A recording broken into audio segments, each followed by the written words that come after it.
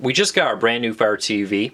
This is the 2nd generation model with 4K support. We're going to do a little unboxing now, show you what comes with it, compare the hardware to the old one.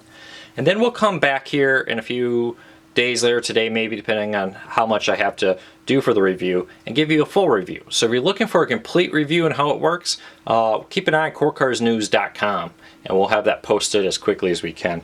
But for now, let's kind of open this up, see what it comes with, compare it to the old Fire TV, and see what we find. First of all, the box itself looks almost exactly the same. Got that rubbery finish on the bottom.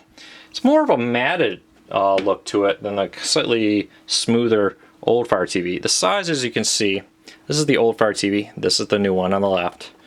They're pretty much the same, but you can definitely see matted versus kind of a smooth gloss. No, I don't want to say glossy, but a smoother finish. FCC markings are a little different on the left. Other than that, it's pretty much similar until you get to the back here. I'll move that all the way. See here. There we go. Power on the new Fire TV. New Fire TV on the bottom, old one on the top. Power's a little bit smaller. HDMI ports in the same way. Looks like the Ethernet's been switched with the optical, SD memory card, and then USB ports. Now, the old one had an optical audio out, but the new Fire TV does not. Replaces it with a micro SD slot. Other than that, looks about the same. So overall, not a lot of difference there. Let's kind of keep going. Fire TV manual.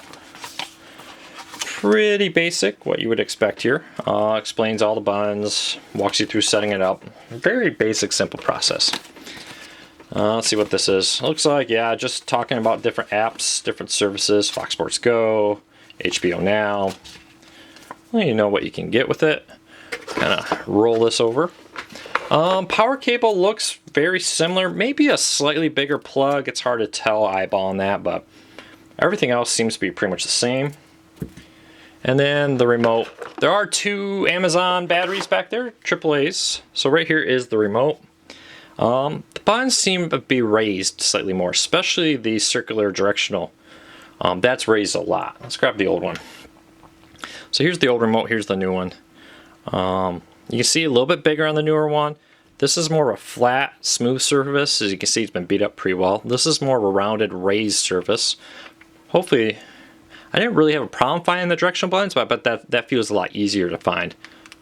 Buttons all seem to click the same. Layout's in the same place. Menu, back, home, everything. So you feel right at home. The back of it, a little nicer back. Looks a little nicer if this is laying face down on your coffee table when friends come over. So that's the new versus old remote. But yeah, it feels good. Layout's good.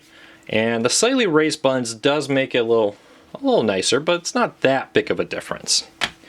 So that is the new Fire TV. Not a lot to say about the hardware. At least on the outside, it's very similar to the old box when it comes to aesthetics. But the real test will come here when we start testing it all out. I am impressed overall with the fact that they kept the size the same. This feels a tiny bit heavier in my hands. I don't think it's really any difference in weight. Could just be my perception I'm dealing with there. But easy open. The remote seems to be a nice improvement, and we'll test this out and let you know how the actual device fares when you're using it. If you have any questions or comments, leave them on the YouTube or corecarsnews.com, and we'll do our best to answer them.